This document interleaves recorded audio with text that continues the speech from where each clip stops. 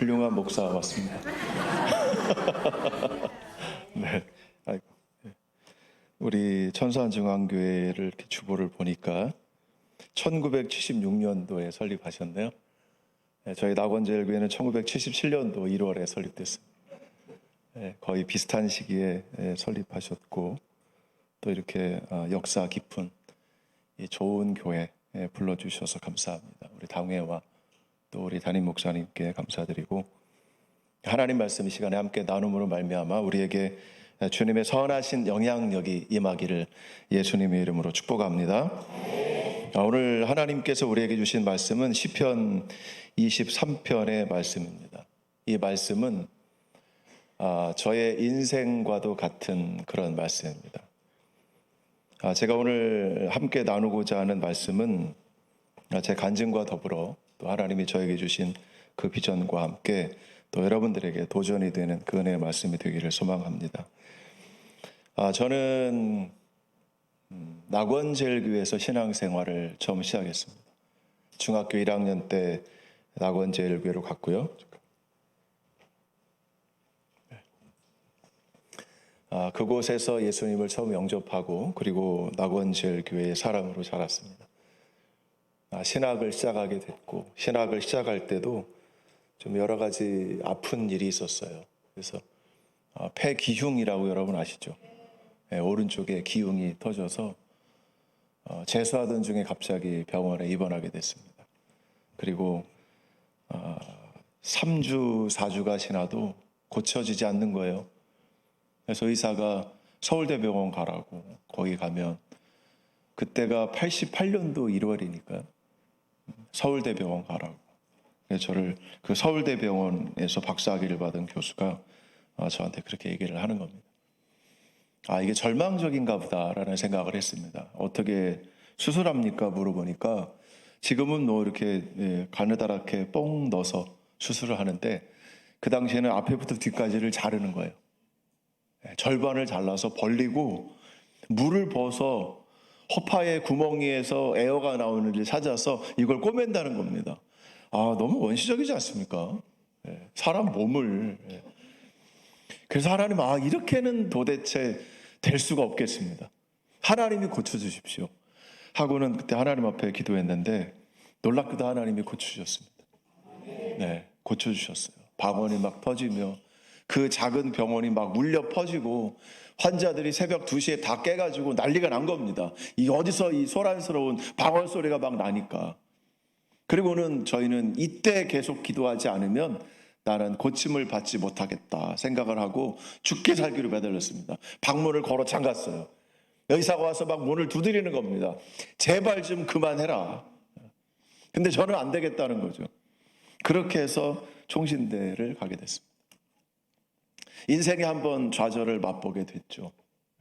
그러나 이 총신대 신학과를 간 저의 삶은 참 처음에 굉장히 좋았습니다. 그런데 사실은 잘 맞질 않아요. 저는 사실 이과고 신학과는 또 문과고 그래서 맞지 않아서 좀 방황을 하기는 했습니다.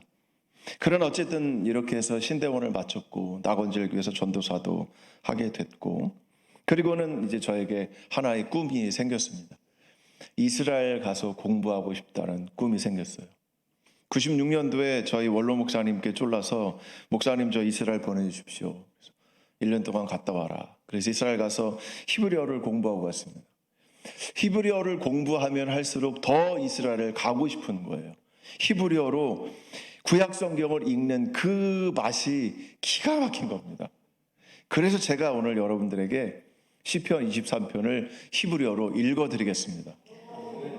네. 언제 들어보시겠습니까? 그죠? 오리지널 사운드 트랙으로 현대인의 현대 히브리어로 제가 읽어드리겠습니다. 한번 23편하고 똑같아요. 내용은 똑같으니까 한번 들어보시면 되겠습니다. 미즈모르 레 다비드 아도나이 로이 로 엑사르 비네오 테슈에 야르비제니 알메이 메누톳 예나할레니 납시에 슈베브 얀헤니 베 바글레이 제덱 레마안 슈모 감키 엘레흐 베게이 짤마벳 로 이라라 기아타 임마디 시브테이카 우미슈안테이카 햄마 예나하무니 ach tov bachesed yiridefuni kol yemei hayai ve'shavti bebeit Adonai leorech yamim. 네. 이해되시죠? 네. 에반템? 여러분이 아시는 거하고 똑같아요. 예. 어떻습니까? 이 히브리어로 들어보시니까 다윗이 이렇게 노래한 거예요. 예. 다윗이.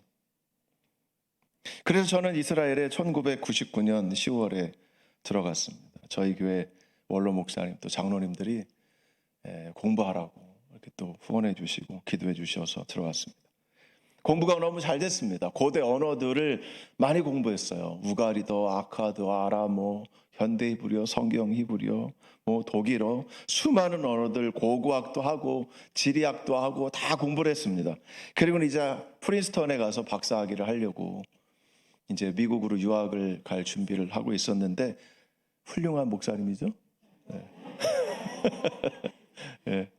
그렇게 준비를 하고 있었는데 비행기표를 사놓고 2002년 7월 31일 마지막으로 고고학 페이퍼를 제출하고 그리고는 8월 4일에 한국에 갔다가 와서 유학 준비를 하려고 학교에 갔습니다. 페이퍼를 제출하고 그리고는 이제 학교 군내 식당이 있어요.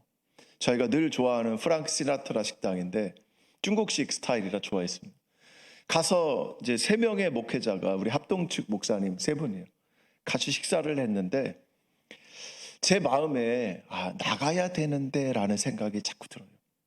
근데 그보다 이틀 전에 제 아내가 꿈을 꿨습니다. 꿈을 꿨는데 제 아내가 처가에 가 있는데 옛날 재래식 집이었어요. 근데 거기에 갑자기 호랑이가 나타나더니 제 아내를 막 쫓아다니는 겁니다.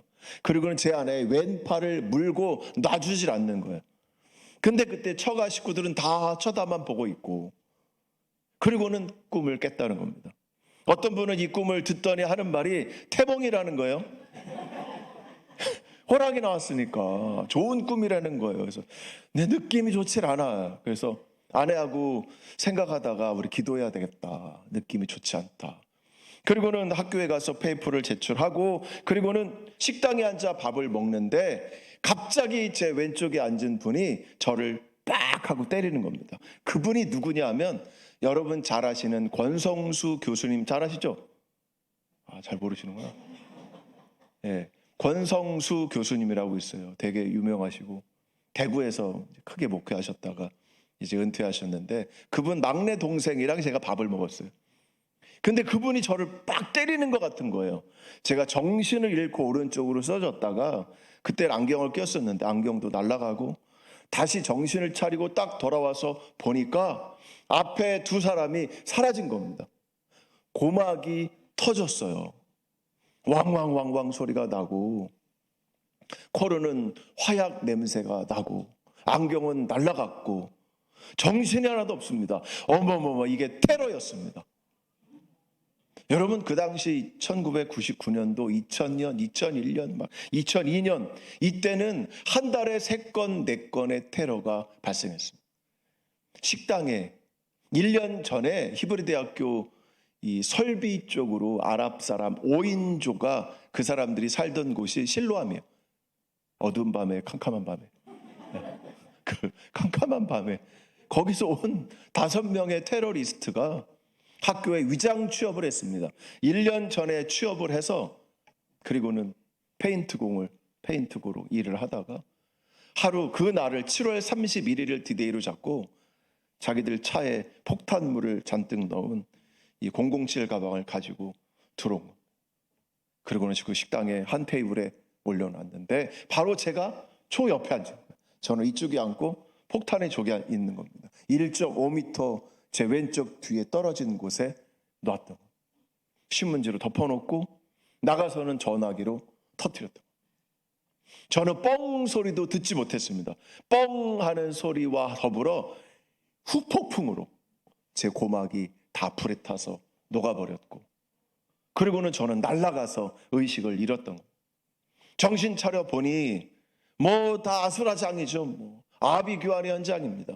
소리는 막 나고 귀에는 왕왕왕왕 소리가 들리고, 그리고는 문득 제 팔을 봤는데 그때가 7월 31일이라 워낙 더웠어요. 이스라엘은 36도, 37도 올라가니까 반팔에 반바지에 거기다 샌들을 신었는데, 샌들도 요즘 샌들 이렇게 구멍이 나 있잖아요, 그죠? 그 모든 노출되어 있는 곳이 다 불에 탔습니다. 여러분 보실 때는 멀쩡해 보이죠? 그러나 제 손을 보시면 손이 시커멓죠. 예. 이쪽 손부터 여기까지, 왼쪽부터 여기까지 다리 전체가 다 화상을 당했습니다. 3도, 2도에서 3도. 3도는 피부를 떼어서 덮어야 돼요. 왼쪽에 문득 보니까 이 짧은 반팔에 불이 타고 있는 거예요. 아, 정말 황당하더라고요. 경험을 해봤어야죠. 이런 폭탄이 터지면 어떻게 해야 될지에 대한 생각이 없었거든요. 왜냐하면 제가 목사로 갔거든요. 다른 사람들은 폭탄 테러로 다치고 버스가 뻥뻥 터집니다. 여러분, 버스에 테러리스트가 탑니다. 가면 변장을 해요. 유대인 종교인처럼 수염이 길고 검은색 모자와 이 옆에 이 탈탈 이거를 하고 검은색 옷을 입고 속 안에는요 양쪽으로 폭탄을 잔뜩 채워서 땡기기만 하면 폭탄이 터지는 그걸 차고, 그리고는 버스에 들어가. 가다가 사람이 어느 정도 헤어지면 땡기는 거예요. 그럼 그 안에 있는 사람들이 펑 터지는 거예요. 여러분, 여름이니까 창문을 다 닫고 다니잖아요. 겉은 멀쩡한데 내려서 시티를 사진을 찍어보면 속안이 다 터졌어요. 살아날 수가 없습니다. 이런 일들이 반복해서 일어나는데 저와 제 아내는 거길 들어간 겁니다. 그리고 하나님이 우리를 보내셨으니까 제 아내도 분명 응답을 받았고 저도 응답을 받았고, 그런데 이렇게 다친 거예요. 와, 여기 불이 붙는데 막 손으로 끄는데 이게 꺼지질 않습니다. 알고 보니까 이 왼쪽에 30cm짜리 나무가 박힌 거예요. 겨드랑이로 박혔어요. 그래서 뼈 3개가 부러졌고, 이것이 안으로 치고 들어오다가 심장까지 갔으면 저는 죽었는데 거기서 멈췄습니다.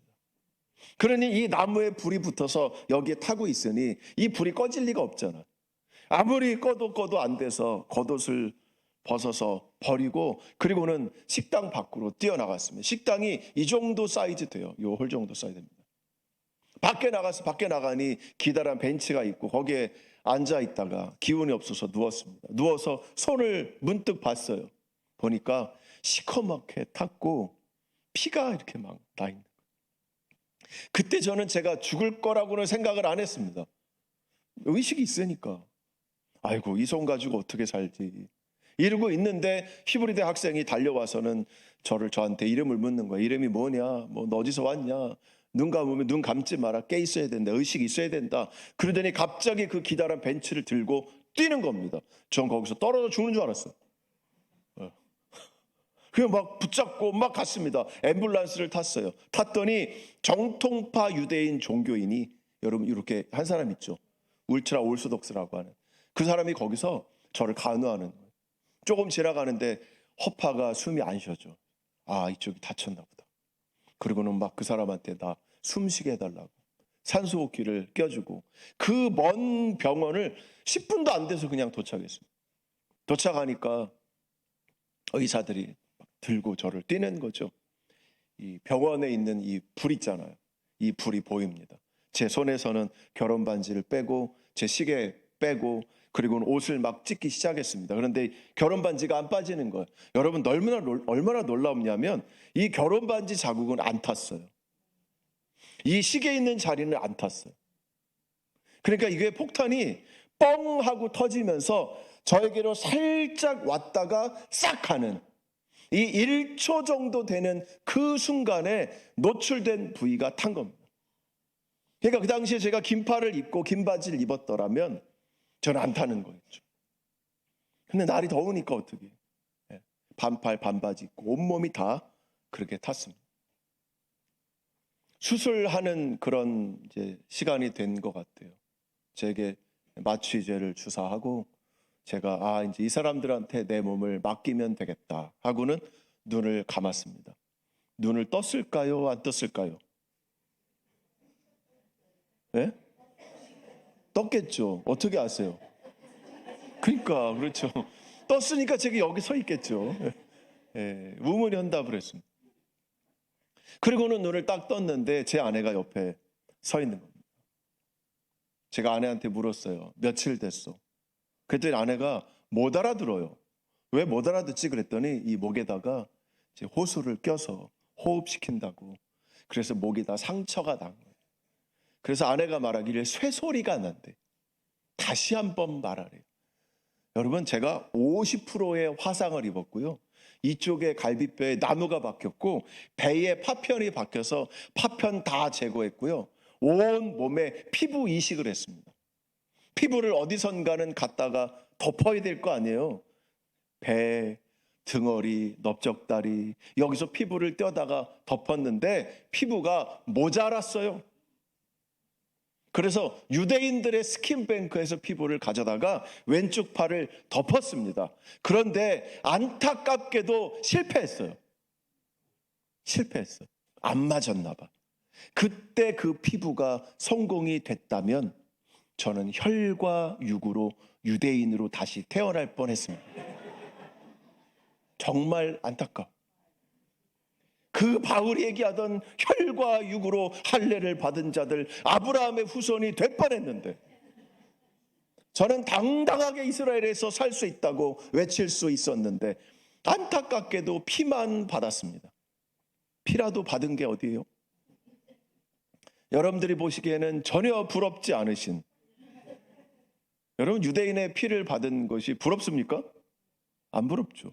이스라엘에 가면 저를 부러워하는 한국 사람들이 많아요.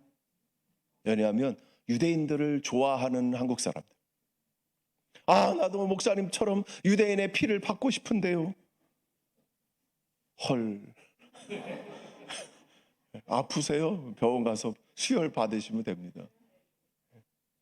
제 아내에게 또 물었습니다. 며칠 됐어? 그러니까 제 아내가 말하기를 26일 됐어. 이러는 거예요.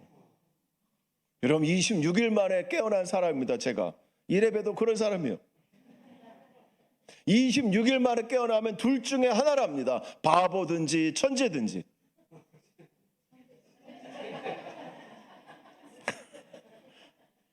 제가 말 안 했습니다. 바보인 것 같진 않죠. 그리고는 제 아내가 쓴 일기장을 읽어주는 거예요. 이렇게 다쳤고 이렇게 다쳤고. 여러분, 저는 의식이 없이 26일을 지냈지만 제 아내는 26일을 그냥 생으로 지낸 거예요. 계속 손님이 오면 똑같은 말을 계속 하는 거죠. 그리고 의사는, 여러분 피부 화상을 입은 사람이 제일 위험한 게 뭐냐면 피부가 열려 있다는 거예요. 온몸의 절반이 열려 있다는 겁니다. 그러면 균이 아무 때나 바이러스가 침투할 수 있다는 거죠. 그래 중간에 고온의 열이 여러 번 났습니다. 의사들이 하는 말이 이번에 한 번 더 열이 발생하면 이 사람 살릴 수 없다. 그래서 의사를 만나면 의사는 늘 제 아내한테 하는 말이 준비해라. 늘 그 말을 했다는 거죠. 그런데 한국에 있는 저희 낙원지열 교회는 제가 다쳤다는 이 이야기를 듣고 온 교회가 24시간 릴레이 기도에 들어갔습니다.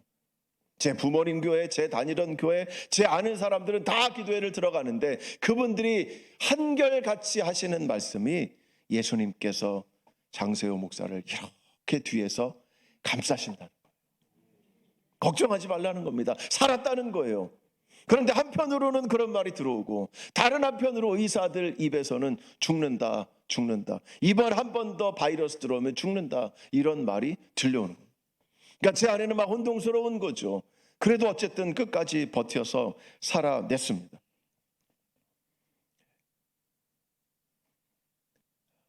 그리고 나서 이제 일반 병실로 내려가야 하는데, 여러분 이 26일 동안 아무것도 안 하고 가만히 누워 있잖아요. 그러면 모든 몸의 근육이 다 풀어집니다. 다리가 앙상해져 있는 거예요. 그리고는 저를 앉힙니다. 당신은 앉아 있어야 된다는 거예요. 오늘 하루 종일 앉아 있어. 저를 앉히는데 뱅뱅뱅뱅 도는 거예요.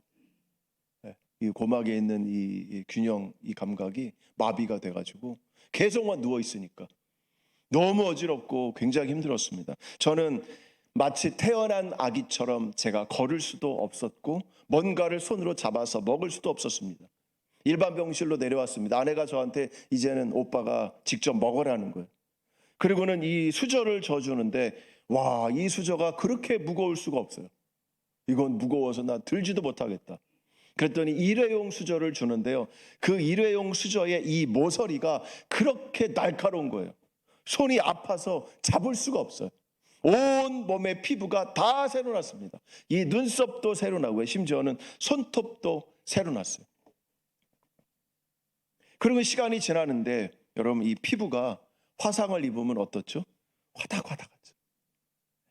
온몸에 화상을 입었으니 얼마나 많은 열이 제 몸 안에 들어갔겠습니까? 낮에는 좀 괜찮은데 밤이 되니까 여기가 화닥화닥하는 거예요.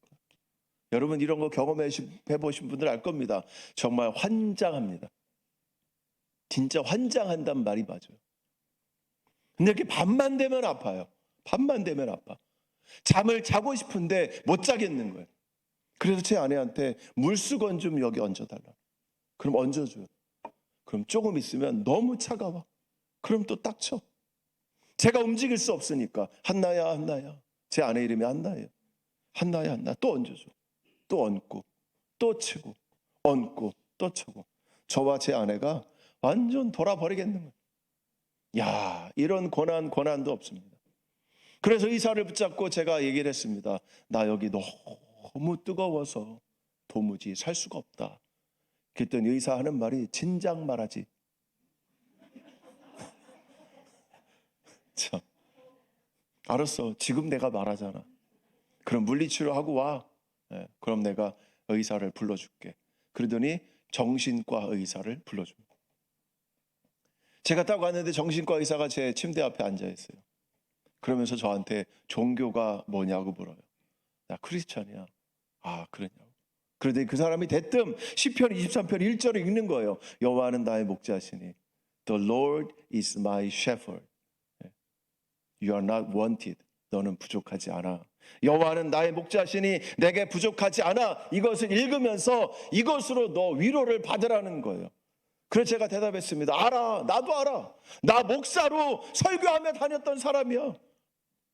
위로하고 다녔어. 힘든 사람한테 위로하고 다녔어. 그런데 아파. 여러분, 아파요. 아프지 않습니다. 아프잖아요. 하나님은 나의 목자이신데 나는 아파요. 여러분, 우리 다 알잖아요. 하나님이 나의 목자라는 거 알잖아요. 하나님이 나의 목자시고 나를 보호해 주시고 나를 선한 길로 인도하실 거라는 걸 알아요. 그런데 나는 다쳤고 나는 아파요. 손이 화닥화닥 죽겠어요. 잠도 못 자겠어요. 그런데 그 의사가 내가 약을 조제해 줄게. 근데 이 약은 7일을 먹어야 될 거야. 아이고, 또 7일을 더 가라는 거예요. 그리고는 약을 먹으면서 이 아픈 것이 점점 사라졌습니다. 여러분, 그때가 제 나이가 33살이었어요. 저에게는 딸 하나가 태어났습니다. 2살 된 딸아이가 있었어요. 제가 어떻게 살아갈까? 하나님, 왜 나를 이렇게 다치게 하셨습니까? 온몸이 엉망진창이 된 거예요. 하나님 나라 위해서, 교회 위해서 내 인생을 드리겠다고 신학을 했고, 그리고는 교수가 되겠다고 이스라엘 히브리대에 와서 공부하고. 여러분, 저 공부 엄청 잘했어요. 아니, 사실이에요. 자랑이 아니라 사실. 네, 사실.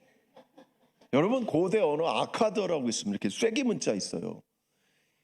제가 99점 받았잖아. 사실이에요. 네, 그렇다고. 네, 그렇다고.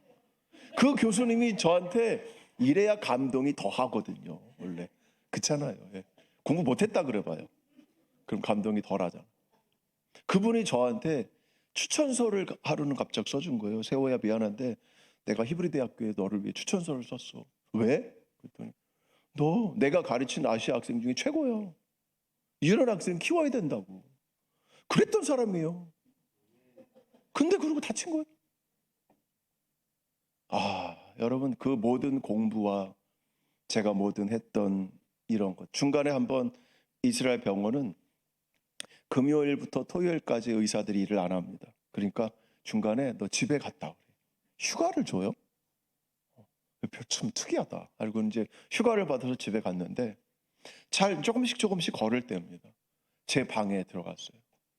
제 공부하는 서재 가니까 책상이 있고 거기에 프린트 해놓은 거 잔뜩 있고 책도 있고 그 쌓여진 거를 보고서 제가 엉엉 울었습니다. 내가 죽었으면 이 쓸모없는 이걸 위해서 그렇게 가정도 돌보지도 않고 그렇게 열심히 공부했구나. 자, 여러분, 하나님 앞에 쓰임받는 인생이 복된 인생인 줄 믿습니다. 여러분, 내가 그렇게 열심히 공부했어요. 열심히 공부했습니다. 그런데 그것이 정말 사람을 살릴까 싶은 생각이 드는 거예요. 그리고 나서 2003년 10월이 됐습니다. 1년 반 정도가 지났죠. 이렇게는 살 수 없다는 생각이 들었습니다. 그런데 그때 마침 사랑의 교회에서 40일 특별 새벽기도 첫 번째를 시작한 겁니다. 오종회 목사님이 오셔서 그때가 2003년 10월 달에 저희 이제 처가 장모님이 사랑교회 다니셔서 알려주셔가지고 인터넷으로 온라인으로 그 예배를 참여했습니다. 제가 거기에 내가 회복되고 있다는 편지를 써서 올렸어요. 그래서 제 기사가 거기 주보에도 났어요. 그리고는 그 기도회를 참여하고 있다가 40일 되기 전 30일 되는 날 그때 하나님 앞에 막 기도를 하고 있는데 갑자기 하나님이 저에게 그림 하나를 보여주시는 겁니다.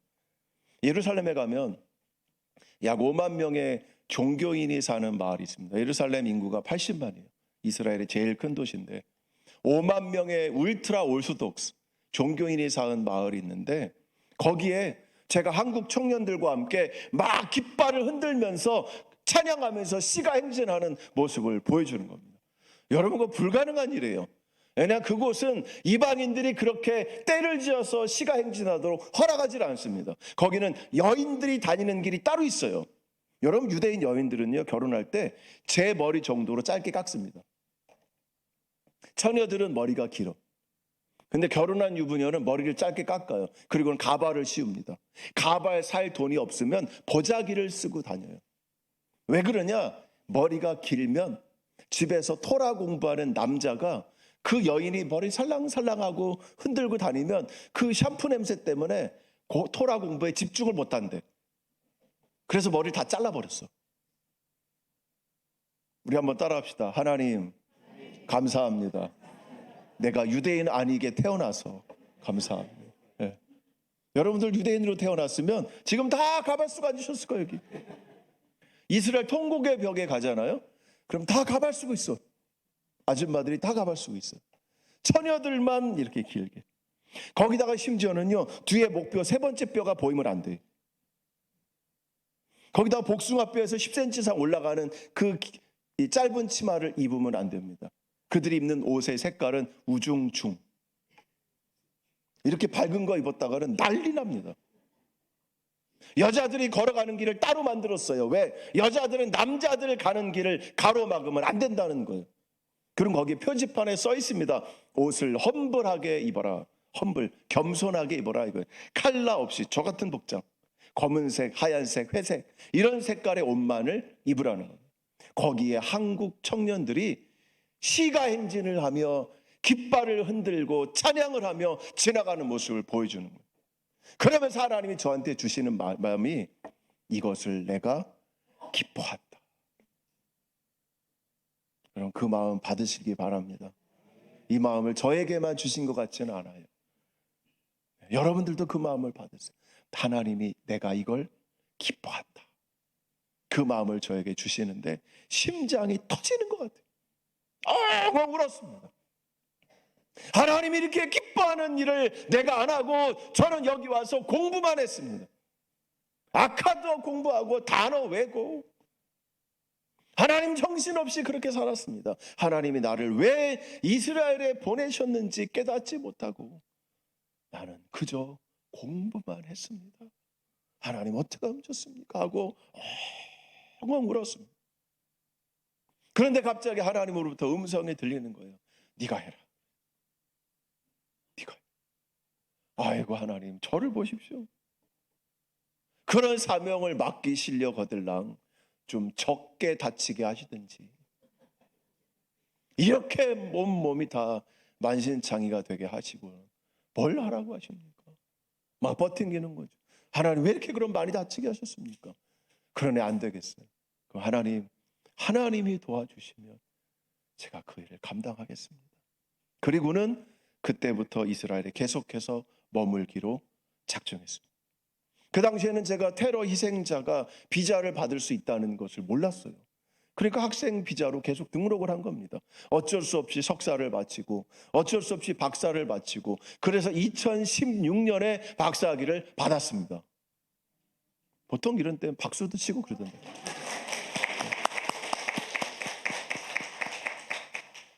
여러분, 제가 이렇게 서 있는 것도 기적이에요. 서 있질 못해요. 다리가 저려서 계속 다리를 이렇게 차야 돼요. 피부에 피가 공급이 안 되니까 계속 저린 거예요. 1시간도 홀로 서 있을 수 없었습니다. 앉아 있을 수도 없었어요. 여러분, 심지어는요, 지금 이거 제 엄청 잘 되죠. 여러분, 제가 병원에 눈 떴을 때는요, 요거밖에 안 됐습니다. 왜 이거밖에 안 되냐는 거예요. 피부를 보니까 완전히 다래미로 다린 것처럼 깨끗해요. 깨끗해서 안 된대. 왜? 이거를 주먹을 쥐려면 여기에 주름이 생겨야 된다는 거예요. 주름이 있어야. 이 주름을 내가 만들라는 겁니다. 여러분, 이 주름 만드는데 얼마 걸렸는지 아십니까? 1년 6개월 걸렸어요. 1년 6개월을 매일같이 9시 출근해서 점심도 줘요. 병원 가면 닭다리. 닭다리 튀긴 거에다가 빵 하나에다가 스프를 줘요. 그럼 그걸 누가 갖다 주냐면 이 토토라고 하는 빨강머리 할머니가, 안경 쓴 할머니가 식판을 들면 이렇게 떨어. 이 할머니가 세워 너 밥 먹고 해. 국물이 막 흘러. 이렇게 막 흘러. 세워 앉아, 여기 앉아. 그래서 먹어 이렇게 막 주는 거예요. 9시부터 1시까지 시간표가 쫙 짜져 있습니다. 손가락 이거 치료만 1시간 동안. 팔이 똑바로 안 펴지는 거예요. 그래도 많이 펴졌죠. 옛날엔 요 정도밖에 안 됐어요. 그리고 이게 안 되는 겁니다. 이게 여기 닿아야 되잖아요. 여러분, 이거 해보세요. 첫째 손가락과 마지막 손가락이 이렇게 만납니까? 네, 이거 안 되시는 분 있어요. 해보세요. 안 되시는 분은 원숭이입니다. 여러분, 원숭이는 이거밖에 못해요. 이렇게 쥐는 것이 물건을 더 확실히 잡는 거죠. 이렇게 잡고 한 번 더 잡으니까. 그죠? 원숭이는 이거밖에 안 돼요. 여러분, 이런 분 있을까요? 없을까요? 제가 지금까지 간증하며 온 교회를 다녔는데 딱 한 분 만났습니다. 청주 근교에 사시는 순복음 교회 그곳 지휘자 아내가. 이게 안 돼. 그래서 그때 실수할 뻔했습니다. 원숭이라고 했다가. 여러분, 이게 안 되는 거예요. 1년 반 동안 매일 가서 여기를 쪼물딱 기름을 바르고 구부립니다. 그리고는 고무줄로 묶어요. 또 2번째, 3번째, 4번째 고무줄로 묶어놓으면 손톱이 새카맣게 죽습니다. 그러면 이제 물리치료사한테 말하면 조금 또 풀러줘요. 또 해. 그리고 1시간 동안 묶어놨다가 풀르고 집에 가서 피곤하니까요. 얼마나 아프겠습니까, 여러분? 이 강제로 안 되는 걸 했으니 스트레스를 얼마나 많이 받았겠어요. 힘들어서 집에 가서 잠시 자고 일어나면 또 그대로요. 와, 여러분, 제일 어려운 코스가 뭔지 아십니까? 이렇게 잡고 샤프 누르는 거예요. 별로 감동들이 없으시는 거예요. 여러분, 얼마나 힘든 일인지 압니까? 저는 공부하는 사람이잖아요. 샤프를 늘 쓰거든요. 안 잡혀, 이게 안 잡혀. 누르면 그냥 훌떡훌떡 빠지는 거예요. 의사한테 물었습니다. 언제 이것이 잘 되냐? 그랬더니 의사가 참 솔직합니다. 몰라. 너가 열심히 하면 될 것이고 열심히 안 하면 안 된다. 여러분, 저희 아이들은 아빠는 2번 태어났어 늘 이렇게 말합니다. 왜 그래? 물어보면 배꼽이 2개야 그래요. 왜 배꼽이 2개인가? 여러분, 제가 다치고 나서 의식 돌아오고 한 2년 뒤에 되니까 배꼽 위에 요만한 종기가 이렇게 올라옵니다.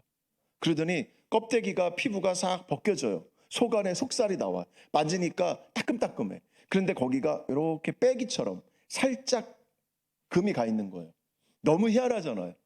종기도 아니고 뻐드락지도 아니고. 그래서 저를 치료한 병원에 갔습니다. 병원 의사 이름이 아브람이에요. 아브람, 나 이거 좀 봐봐. 뭔데? 그리고는 보여주니까 너 뱃속에서 실밥이 나오려고 그래. 어떻게 나올까요? 되게 궁금했습니다. 너 다음날 아침에 외과로 와. 갔더니 누우랍니다. 누웠어요. 그랬더니 의사가 그 조그만 홈으로 가위를 집어넣어. 그리고는 제 뱃속에 창자를 묶어맨, 여러분 이 창자를 묶어맸는데 상처가 커니까 어떤 거는 녹는 실로 쓰기도 하고 어떤 거는 안 녹는 실을 썼다는 거예요. 그럼 말을 해주든지.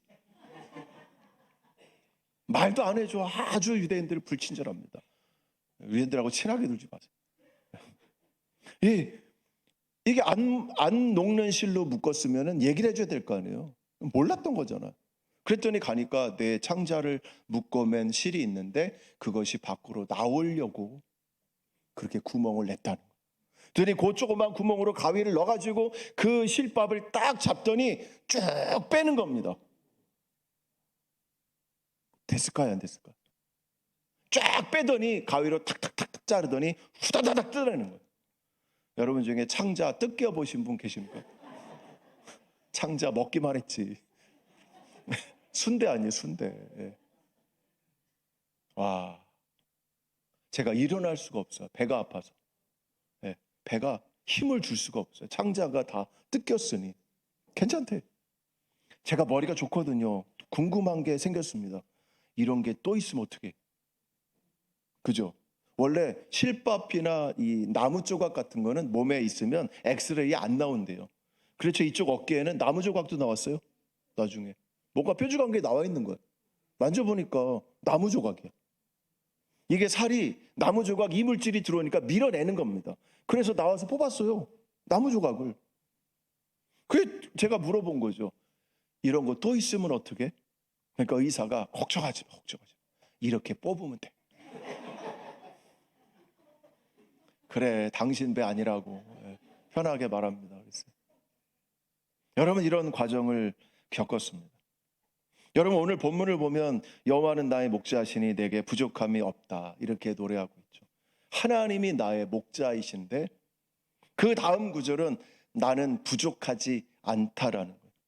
여러분 부족하다라고 하는 이 부정어와 또 아니라고 하는 부정어를 써서 이중 부정인 거죠. 그럼 강한 긍정이 됩니다. 나는 모든 게 있다는 거예요. 그런데 왜 이 시편에서 다윗은 부족하다라는 단어를 쓰고 그걸 아니라는 단어로 또 이걸 부정했냐 이 말입니다. 이 시편을 쓴 다윗은 그가 처한 상황은 부족한 상황이라는 거예요. 나는 부족하다는 겁니다. 여러분 사실 때 부족하지 않습니까? 물론 요즘 들어서 천국 가기 싫다는 분들이 있어요. 어떤 목사님이 서울의 큰 교회 담임 목사로 가셨는데 신방을 가서 어려움이 있어도 우리 이겨냅시다. 천국 바라보고 힘차게 살아갑시다. 그랬더니 그분이 정색하면서 말씀하시기를 목사님 저는 천국 가기 싫어요. 왜? 여기가 천국이에요. 굉장히 심각합니다. 여기가 천국이래. 이 땅이 천국이 될 수 있습니까? 여러분 이 땅은 아픔이 있는 곳이죠. 부족함이 있는 곳이에요. 그 부족함이 없다는 거예요. 자기는 아무것도 괜찮다는 거예요. 여기가 천국이라는 거예요. 그러나 우리 일반적으로 생각해 보세요. 부족함이 있죠. 부족함이 있어요.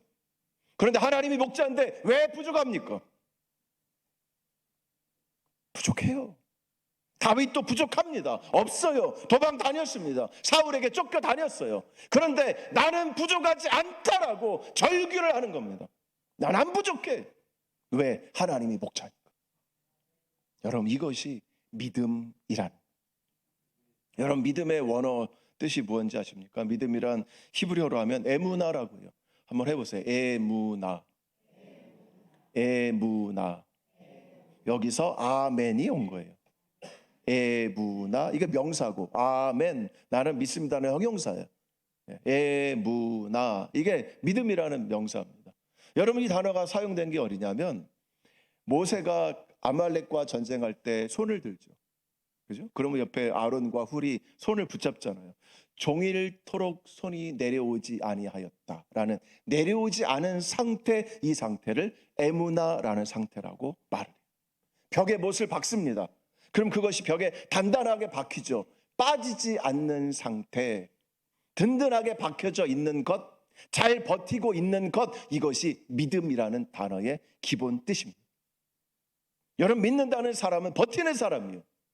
왜 버팁니까? 하나님이 살아계시다는 걸 믿기 때문에. 하나님이 살아계시다는 걸 확신하기 때문에 나는 버티는 거예요. 지금 어려움이 와도, 고난이 와도 나는 이겨낼 수 있다는 겁니다. 여러분, 2절을 보십시오. 그가 나를 푸른 풀밭에 놓이시고 쉴만한 물가로 인도하시는 도다. 여러분, 우리의 인생이 이렇습니까? 여러분, 유다 광야를 가보세요. 이런 푸른 풀밭이 겨울에만 잠깐 있습니다. 물이 어디 있어요? 여러분, 유다 광야는요, 여름에 습도가 5%예요. 5%. 나무 그늘만 있으면 시원해. 바위가 이렇게 튀어나와 있죠. 거기 이렇게 대고 누우면, 이렇게 등 기대고 있으면 시원해서 거기서 바로 그냥 자요. 이러고 자요. 제가 한국에 들어온 지 재작년 11월에 들어왔는데, 가끔 한국에 한 번씩 오잖아요. 여름에 옵니다. 길을 가다가 더워. 그럼 이스라엘 같으면 더우면 그늘에 들어갑니다. 그럼 시원해. 근데 한국에 왔는데 여전히 더워. 그래서 그늘에 갔는데 거기도 더워. 그죠? 한국은 그늘이 더 더워. 왜? 습도가 높으니까. 여러분, 하늘에 구름 기둥만 있어도요, 시원합니다. 멀리서 보면 저기 구름 기둥이 이렇게 보여요. 거기 안에 들어가면 시원해요. 여기가 바로 이스라엘입니다. 습도가 5%밖에 안 돼요. 물이 어디 고였겠습니까? 다 증발해버리죠.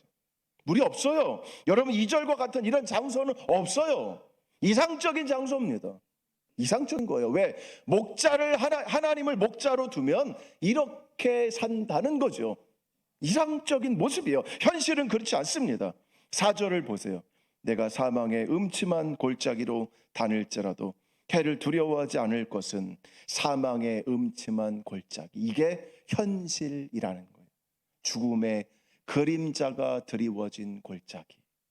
유다 광야는 깊은 계곡으로 만들어져 있습니다. 50m가 높은 이 깊은 계곡이 있어요. 그 옆에 길을 걸어가는 거죠. 걸어가다가 발을 한번 잘못 디디면 50m 아래로 떨어져요. 그 아래 시커먼 죽음의 이 음침한 골짜기가 있다는 겁니다. 그런데도 양은 두려워하지 않는다는 거예요. 왜 두려워하지 않습니까? 주께서 나와 함께 하십니다. 여러분, 이 양은 자신의 목자가 자기와 함께 한다는 것을 알고 있습니다. 여기서 돌발 퀴즈 하나 내드릴게요. 자, 양과 목자가 길을 걸어갑니다. 그러면 자, 1번, 양이 앞에 가고 목자가 뒤에 간다. 2번, 양과 목자가 같이 나란히 간다. 3번, 목자가 앞에 가고 양이 뒤에 간다.